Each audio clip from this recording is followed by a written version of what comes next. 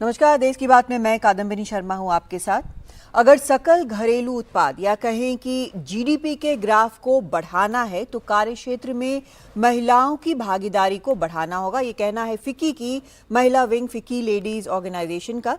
इन्होंने अर्थव्यवस्था को बढ़ावा देने का आह्वान किया है। फिक्की का अनुमान है कि जरूरी बदलावों से 1 करोड़ 10 लाख नई नौकरियां पैदा होंगी, जिसमें 70% महिलाओं को मिलेंगी और एक नया इकोनॉमिक सेगमेंट तैयार होगा। इस फिक्की लेडीज ऑर्गेनाइजेशन की अध्यक्ष सुधा शिवकुमार के मुताबिक घरों में काम करने वाली महिलाओं के काम का मूल्यांकन ठीक से नहीं होता और इसका असर बाजार पर दिखता है। ये गलत है कि प्रतिभाशाली महिलाओं के काम और आर्थिक क्षमता को कम करके आंका जाता है। फिक्की की ये रिपोर्ट उसकी महिला विंग के 4 दशक पूरे होने के मौके पर जारी की गई है।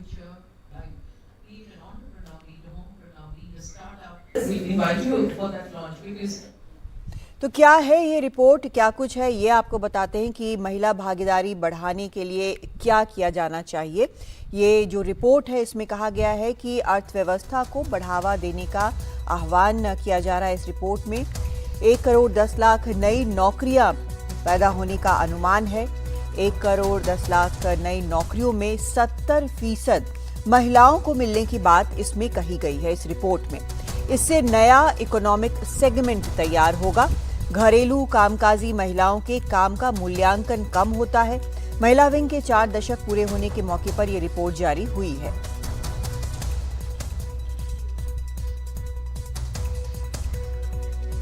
अंतर्राष्ट्रीय श्रम संगठन ILO भी ऐसा ही कुछ कहता है। उसके मुताबिक केयर सेक्टर में निवेश बढ़ने से विश्व में नौकरियां बढ़ेंगी। 2030 तक दुनिया भर में 475 मिलियन नई नौकरियों की क्षमता होगी।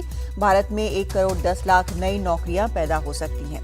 तो ये कहना है ILO का, और इसमें जो खासकर महिलाओं के बारे में बात की गई है वो फिक्की महिला ऑर्गेनाइजेशन की तरफ से कही गई है। हमारे सहयोगी हिमांशु शेखर ने इस रिपोर्ट पर फिक्की महिला विंग की अध्यक्ष सुधा शिवकुमार से बात की है। मेरे साथ फिक्की लेडीज ऑर्गेनाइजेशन के अध्यक्ष सुधा शिवकुमार हैं।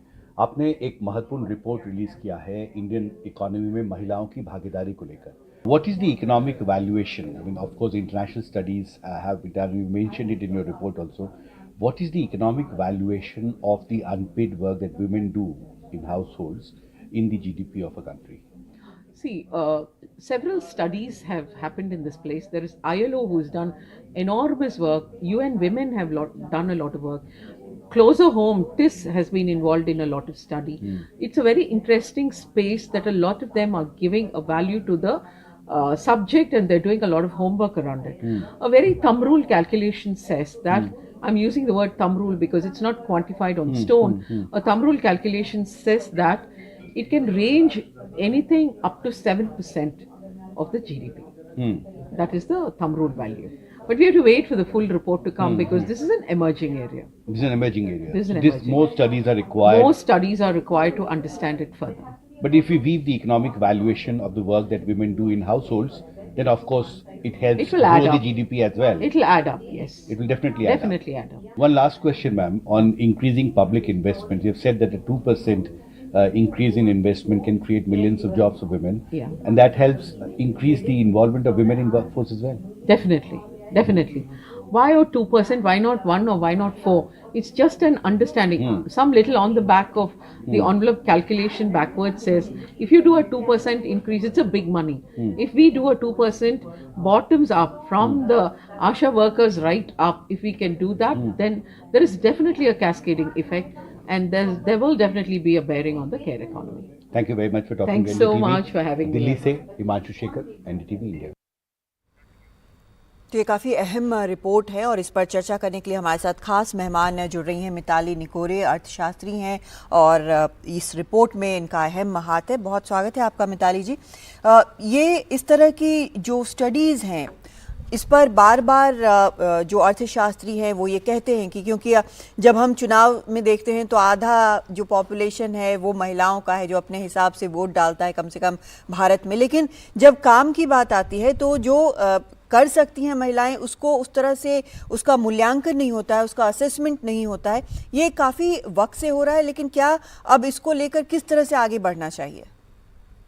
तो फर्स्टली थैंक यू मुझे अपने शो पे बुलाने के लिए। हम लोग फिकी लेडीज ऑर्गेनाइजेशन के साथ, मेरी संस्था निकोर एसोसिएट्स करीबन 1 साल से काम कर रही है इस रिपोर्ट पे, और हम ही इस रिपोर्ट के लीड ऑथर्स हैं। फिकी लेडीज ऑर्गेनाइजेशन के साथ हमने मिलकर ये काम किया है, और ये काम हम लोग एक्चुअली सीआईआई और ministry of women and child development और कर्मन्या काउंसिल के साथ भी कर रहे हैं। और वहां पे भी हम मिनिस्ट्री को एडवाइस कर रहे हैं कि एक इंडिया के लिए केयर इकोनॉमी स्ट्रैटेजी बनाई जाए। तो इन दोनों रिपोर्ट्स के लिए और इन दोनों स्टडीज के लिए जो हम लोग सारा काम कर रहे हैं, उसमें हमें ये समझ में आया है कि जब हम एक इकोनॉमिक वैल्यू लेना चाहते हैं, मतलब क्योंकि बहुत टाइम हमारे से ये पूछा जाता है कि जो विमेन अपना टाइम लगा रही हैं अनपेड वर्क में, उसका एक्चुअली वैल्यू क्या है। तो मैं आपके सामने 2 स्टैटिस्टिक्स देना चाहूंगी कि सबसे पहली बात ये है कि इंडिया में ऑन एवरेज अगर हम गवर्नमेंट ऑफ इंडिया का डेटा देखें तो हमें ये पता चलता है कि विमेन रोज 5.5 घंटे अनपेड वर्क करती हैं वर्सेस मेन जो कि सिर्फ 30 मिनट करते हैं।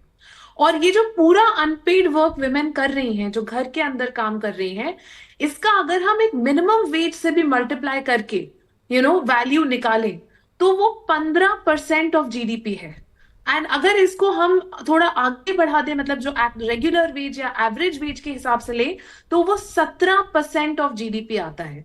तो यानी 15 to 17% जीडीपी का कंट्रीब्यूशन जो है वो विमेन के अनपेड वर्क से आ रहा है। मिताली जी आपसे यहाँ पर मैं एक दो प्रैक्टिकल जो सवाल है वो करना चाहूंगी। ये बहस जो है वो बिना पॉलिटिकल विल के इसमें नहीं होगा, लेकिन पहला इसमें इससे जुड़ी बात मैं जानना चाहती हूँ कि ये अनपेड वर्क है, लेकिन जो हमारा पूरा यहाँ पे एक कल्चरल सिस्टम है, सोसाइटल सिस्टम है, उसमें इसको अनपेड वर्क नहीं बल्कि घर के लोगों के लिए मिलजुल कर रहने की बात कह दी जाती है।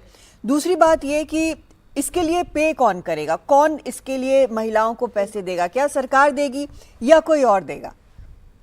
नहीं, मुझे ये बिल्कुल, हम ये सजेस्ट भी नहीं कर रहे हैं कि अपने घर का काम करने में मुझे भी गर्व है और मेरे हस्बैंड को भी गर्व है। तो हम हमेशा यही चाहेंगे कि अपना घर का काम सब मिलजुल कर करें। तो ये हमने एक रिकमेंडेशन भी इसमें दिया है कि सोशल नॉर्म्स जो हमारे हैं उसमें भी बदलाव आना चाहिए, ताकि जो मर्द हैं वो थोड़ा सा अपना घर का काम खुद करें और एक रिस्पॉन्सिबिलिटी उठाएं घर के काम की। लेकिन जो दूसरी चीज हम कह रहे हैं वो हम ये कह रहे हैं कि ये केयर इकोनॉमी एक इकोनॉमी बन सकती है, चाहे वो चाइल्ड केयर हो, बच्चों का ध्यान रखना, एल्डर केयर हो, मतलब बड़े बूढ़ा का ध्यान रखना, उसको आप एक सर्विस की तरह देख सकते हैं। ऑफ कोर्स उसमें दान भाव तो है ही, और आपको एक एम्पैथी, एक पेशेंस के साथ तो उसे करना ही है, लेकिन फिर भी आप इसमें एक नई इकोनॉमी बना सकते हैं जहां आपके पास एक स्किल्ड वर्कफोर्स आए जो कि आपको, आपके घर वालों को, सबको मदद करे यही केयर वर्क करने में, और उसके लिए फिर आप पेमेंट भी कर सकते हैं। पूरी दुनिया में ये ऐसे होता ही है, और इंडिया में भी अब इसमें इन्वेस्ट करने की बहुत जरूरत है। और मिनिस्ट्री ऑफ वुमेन ने भी ये हमें कहा है, और मतलब उन्होंने भी एक इवेंट किया था बहुत अभी रिसेंटली, जहां पे उन्होंने यही कहा है कि वो भी इसके लिए फुल्ली कमिटेड हैं, क्योंकि वो गवर्नमेंट भी यही चाहती है कि इसमें ज्यादा इन्वेस्टमेंट हो, प्राइवेट सेक्टर भी आगे आए और पब्लिक प्राइवेट पार्टनरशिप मोड में ये सेक्टर आगे बढ़े। तो इसमें फोकस ये रहेगा, जो आप जो सलाह दे रही हैं सरकार को भी और जो आपने रिपोर्ट बनाई है, कि केयर सेक्टर में, यानी बड़े बूढ़ों का जो केयर है या फिर बच्चों का केयर है, जैसे बेबी सिटिंग जो महिलाएं बाहर काम करती हैं, तो इसमें बेसिकली जो है वो परिवार के तरफ से ही ये पैसे दिए जाएंगे। मैं बहुत बेसिक लेवल पे बात कर रही हूँ, परिवार के तरफ से ही पैसे दिए जाएंगे जो केयर प्रोफेशनल हैं। लेकिन ऐसे हालात में जब लगता है कि बेरोजगारी एक बड़ी समस्या है उसमें, और जो कई परिवार जो हैं जो कोविड के बाद से बहुत दबाव में है फाइनेंशियली, तो उनके लिए कैसे वर्क करेगा? अगर अभी अगले हम इस साल की बात करें या अगले साल की बात करें, ये पूरा एक सिस्टम बनाना होगा।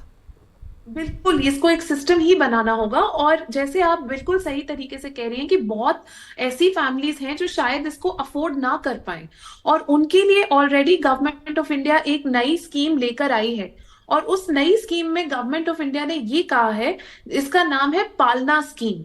और इस पालना स्कीम में बेसिकली गवर्नमेंट ऑफ इंडिया जो सारे आंगनवाड़ी सेंटर्स हैं वहां पर उनको इनकरेज कर रही है कि आप वहां पर चाइल्ड केयर फैसिलिटीज, क्रेशेस की फैसिलिटीज बनाएं, ताकि जो लोग प्राइवेट सेक्टर का केयर अफोर्ड नहीं कर सकते हैं उनको गवर्नमेंट सेक्टर का ये केयर मिले।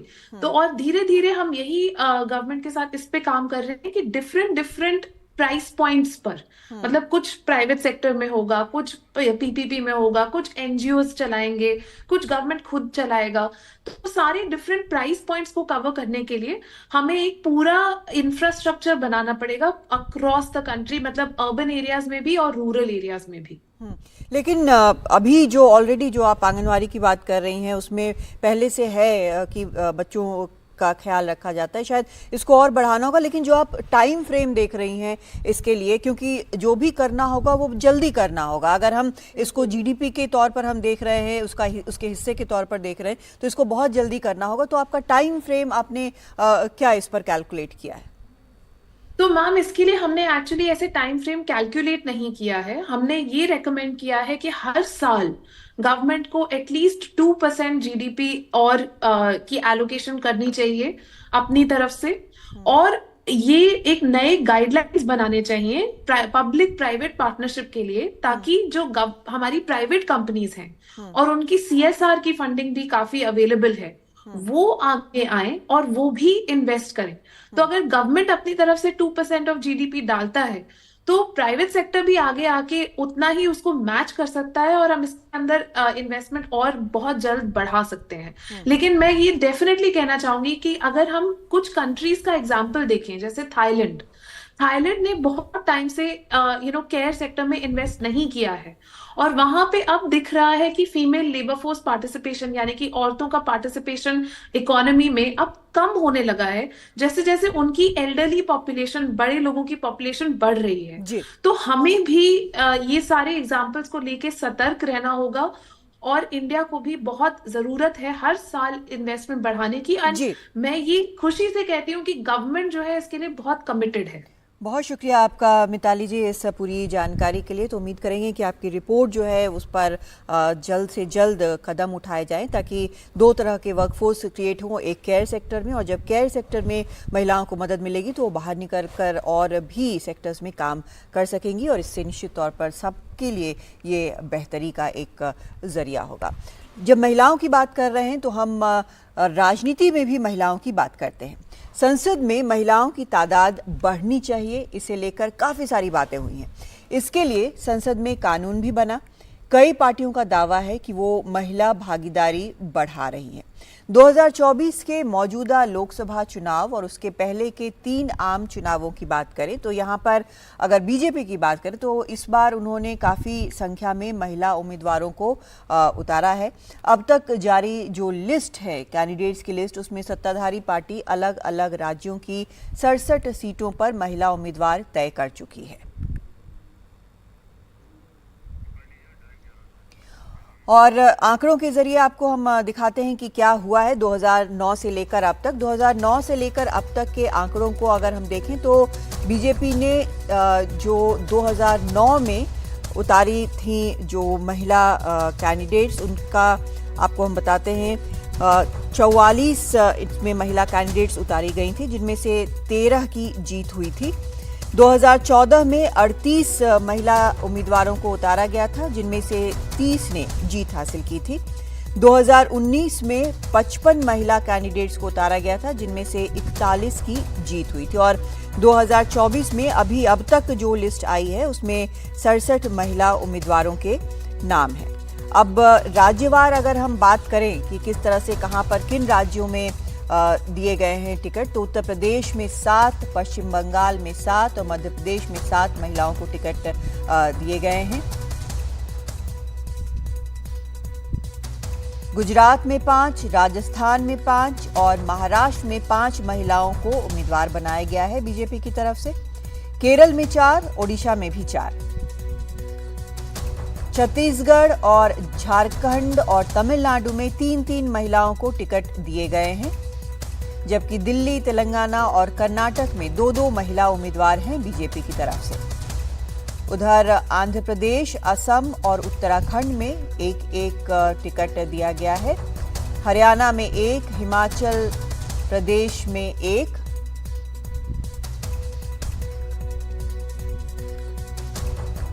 और त्रिपुरा में एक। वैसे दादर, नगर हवेली, गोवा वगैरह में भी एक एक महिला को उम्मीदवार बनाया गया है।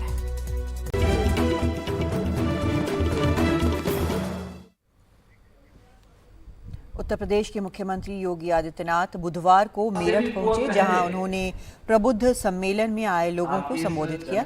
योगी ने मेरठ से बीजेपी उम्मीदवार अरुण गोविल के पक्ष में माहौल बनाया। उन्होंने कहा कि जिस तरह से अरुण गोविल ने महाभारत में, रामायण में यादगार रोल निभाया था, उसी तरह वो मेरठ में भी इतिहास रचेंगे। योगी आदित्यनाथ अगले 5 दिनों में 15 जिलों में प्रबुद्ध सम्मेलन करेंगे।